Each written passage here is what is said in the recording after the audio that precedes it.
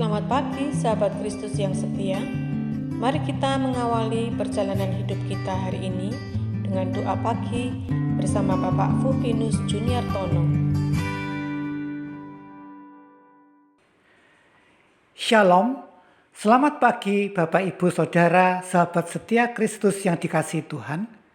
Bersyukur sekali kita dapat bersua kembali dalam persekutuan doa pagi hari ini. Mengawali ibadah kita, marilah kita satukan hati kita untuk bersaat teduh sejenak. Mari kita berdoa. Ya Tuhan, kembali kami datang ke hadapan-Mu saat ini. Kami mengucapkan terima kasih atas kesempatan di mana kami boleh bersekutu kembali pada pagi hari ini bersama Dikau. Kalau sebentar kami akan belajar bersama untuk merenungkan firman-Mu, berkenanlah Dikau berkati setiap diri kami. Urapi hamba-Mu yang penuh dengan kelemahan dan keterbatasan ini yang akan menyampaikan firman-Mu. Begitu juga rekan-rekan kami yang mendengarkannya. Terangi setiap kami agar firman-Mu dapat tersampaikan dengan jelas dan dapat dimengerti dan dipahami dengan benar. Dalam nama Tuhan Yesus kami berdoa. Amin. Sebelum membaca, mendengar, dan merenungkan firman Tuhan bersama Bapak Octavianus Eman, marilah kita naikkan sebuah pujian dari Kidung Jemaat 402, bait pertama dan ketiga. Ku perlukan juru selamat.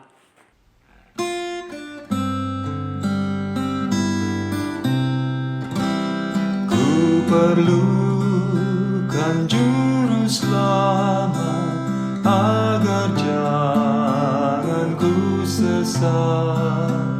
Selalu harus ku rasakan bahwa Tuhan ku dekat, maka jiwaku tenang, takkan takut dan enggan bila Tuhan ku membimbing ku di malam pun tentram.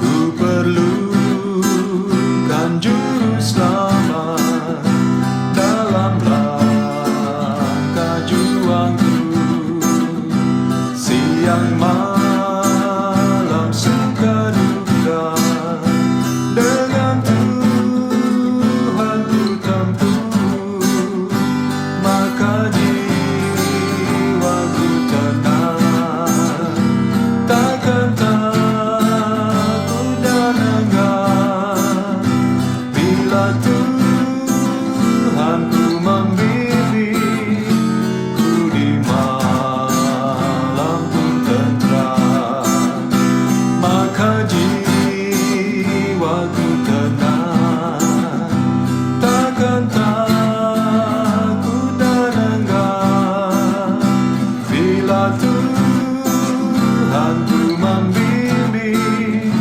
ku di malam pun tentram.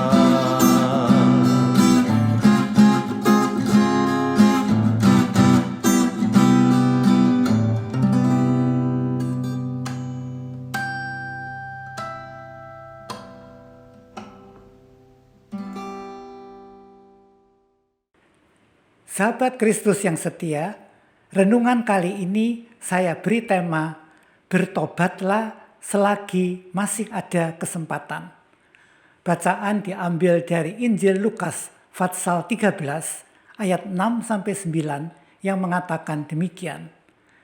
Lalu Yesus mengatakan perumpamaan ini. Seorang mempunyai pohon ara yang tumbuh di kebun anggurnya, dan ia datang untuk mencari buah pada pohon itu, tetapi ia tidak menemukannya. Lalu ia berkata kepada pengurus kebun anggur itu, "Sudah 3 tahun aku datang mencari buah pada pohon ara ini, dan aku tidak menemukannya. Tebanglah pohon ini.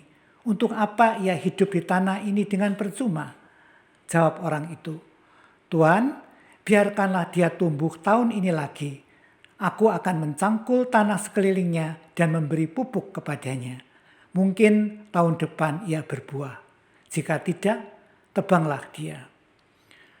Sampai sedemikian jauh pembacaan firman Tuhan, yang berbahagia ialah setiap orang yang mau mendengar firman Tuhan, mempergumulkannya, serta melakukannya dalam kehidupannya setiap hari. Haleluya. Sahabat Kristus yang setia, bacaan kita kali ini mengajarkan kita bagaimana menyikapi sebuah kesempatan. Kesempatan yang harusnya kita manfaatkan selagi kesempatan itu masih ada. Kesempatan apakah itu? Yaitu kesempatan untuk bertobat. Pertobatan hendaknya menjadi bagian hidup kita yang harus terus kita perjuangkan. Mengapa? Dalam perjalanan hidup kita, hari lepas hari kita terus diperhadapkan dengan hal-hal yang bisa menjebak dan menyeret kita ke dalam dosa. Hati dan pikiran kita yang kotor dan jahat, rasa iri, benci, dengki, dendam, dan berbagai macam nafsu dan keinginan daging yang timbul, tipu daya dan bujuk rayu iblis yang menyesatkan. Godaan-godaan ini merupakan hal yang dapat membuat kita jatuh dalam dosa bila kita lemah dan tidak berdaya. Kita harus selalu siap melawan dan memeranginya. Banyak orang yang mengaku percaya pada Yesus, tetapi ternyata mereka tetap hidup dalam dosa dan tidak mau berpaling daripada dosa-dosa mereka. Persoalan dosa membutuhkan pengakuan dan pertobatan. Allah memberi kesempatan secukupnya kepada setiap orang untuk bertobat. Tetapi banyak orang tidak menggunakan kesempatan ini dan tetap berkanjang dalam dosa. Alkitab banyak mencatat seruan-seruan untuk bertobat.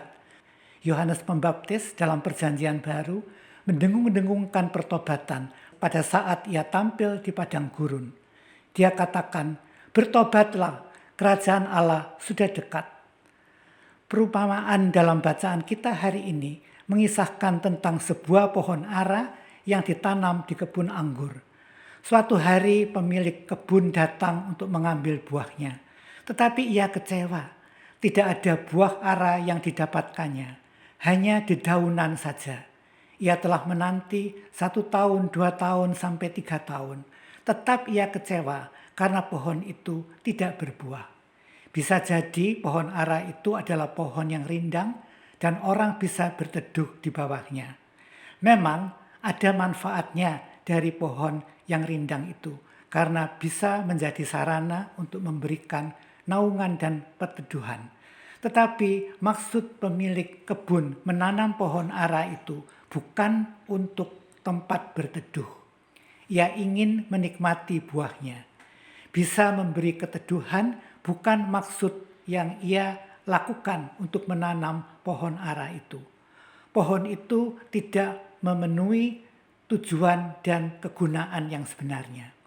Habislah kesabaran pemilik kebun itu. Ia menyuruh tukang kebun itu untuk menebangnya. Tetapi tukang kebun itu mohon diberi waktu sampai tahun berikutnya. Dia akan mencangkul tanah sekelilingnya dan memberi pupuk. Kalau ternyata tetap tidak bisa berbuah, barulah ditebang. Sahabat Kristus yang setia, perumpamaan tentang pohon ara tersebut di atas memang menunjuk pada umat Israel pada waktu itu, karena ketidaktaatan dan ketidaksetiaan mereka pada Tuhan. Namun maksud dan isi dari perumpamaan itu bisa menjadi peringatan kepada kita semua yang hidup pada masa kini, agar kita tidak menganggap remeh kesempatan yang diberikan Tuhan kepada kita untuk meninggalkan dosa dan bertobat, agar supaya kita terhindar dari hukuman. Ingatlah, Yesus sudah mati bagi kita untuk menanggung dan menebus dosa-dosa kita oleh karena kasih-Nya. Kita sudah diselamatkannya, tentunya kita tidak boleh lagi hidup dalam dosa dan menyalahgunakan kasih karunia-Nya yang telah Ia berikan. Sebagai refleksi bagi kita semua, pembelajaran apakah yang dapat kita peroleh dari perenungan kita hari ini? Jelas, kita diselamatkan karena kasih karunia Allah. Dan sebagai anak-anak Allah, tentunya kita mengamini bahwa hidup ini adalah anugerah yang harus kita syukuri, yang seharusnya menyadarkan kita atas kasih karunia Allah itu. Dalam keadaan baik atau tidak baik, susah maupun senang, kita harus tetap bersyukur. Hal lain yang penting, kita harus menyiasati dan menyikapi hidup ini dengan menjalani kehidupan yang baik, kehidupan yang kudus, kehidupan yang benar, sesuai dengan perintah-perintah dan firman-Nya. Sehingga sungguh-sungguh kita dapat memuliakan Tuhan melalui cara hidup kita.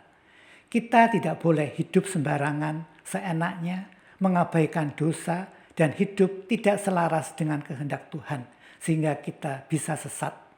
Mungkin kita berpikir, perintah-perintah Allah begitu berat. Dalam 1 Yohanes pasal 5 ayat 4 dikatakan, perintah-perintahnya tidak berat. Semua yang lahir dari Allah mengalahkan dunia, dan kemenangan yang mengalahkan dunia, iman kita. Ingat, kita punya iman yang meneguhkan, menopang, dan menguatkan kita.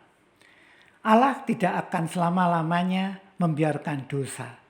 Allah memberikan kesempatan untuk bertobat, tetapi juga menetapkan suatu batas tertentu. Janganlah kita mengeraskan hati. Saatnya akan tiba, kasih karunia Allah akan ditarik dan orang yang tidak pernah mau bertobat akan dihukum. Roma pasal 2 ayat 4 mengatakan, maukah engkau menganggap sepi kekayaan, kemurahannya, kesabarannya, dan kelapangan hatinya? Tidakkah engkau tahu bahwa maksud kemurahan Allah ialah menuntun engkau kepada pertobatan? Allah adalah kasih.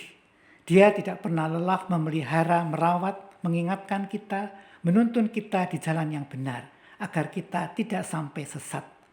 Dia mau kita hidup sesuai dengan kehendak-Nya. Pada saat kita menyadari hidup kita bergelimang dosa, kita harus merendahkan diri di hadapan-Nya, menyesali dan mengakui dosa-dosa kita. Dia menghendaki kita bertobat. Waktu kita terbatas. Sahabat Kristus yang setia, apakah kita sudah menjadi pohon ara yang berbuah sesuai yang Dia inginkan? Sudahkah kehidupan kita mengeluarkan buah-buah pertobatan? Marilah kita datang dekat kepadanya. Dia adalah juru selamat yang selalu kita perlukan untuk selalu membimbing kita, menjaga kita dalam langkah juang kita melawan dosa. Kiranya firman Tuhan hari ini boleh menjadi berkat bagi Bapak, Ibu, Saudara-saudari sekalian. Amin.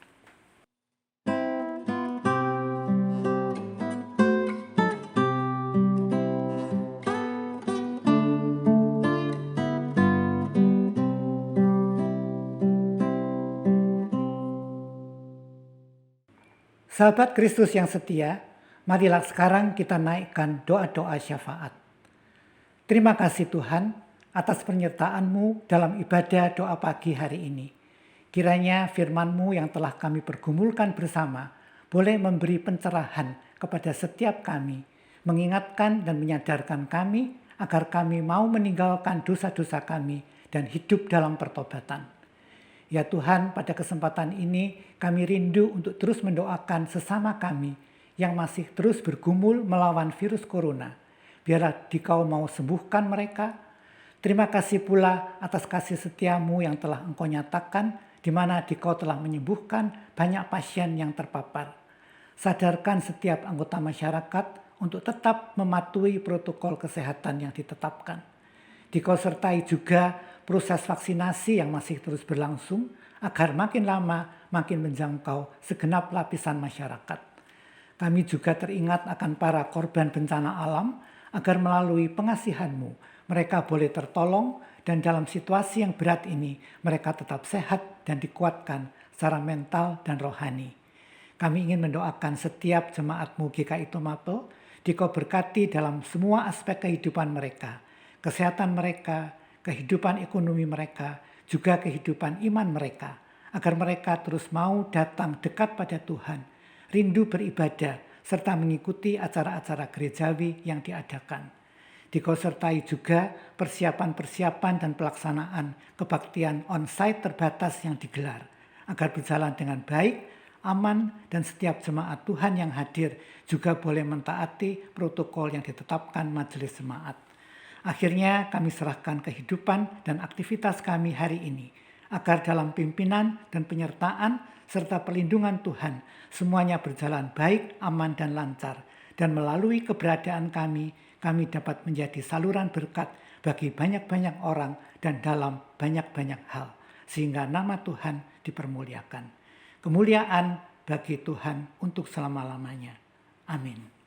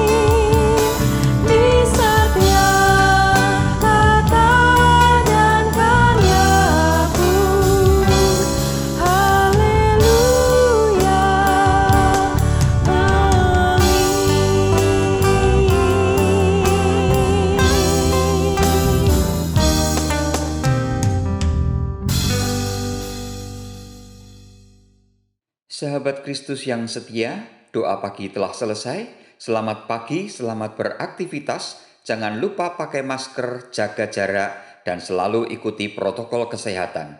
Tuhan memberkati kita semua. Amin.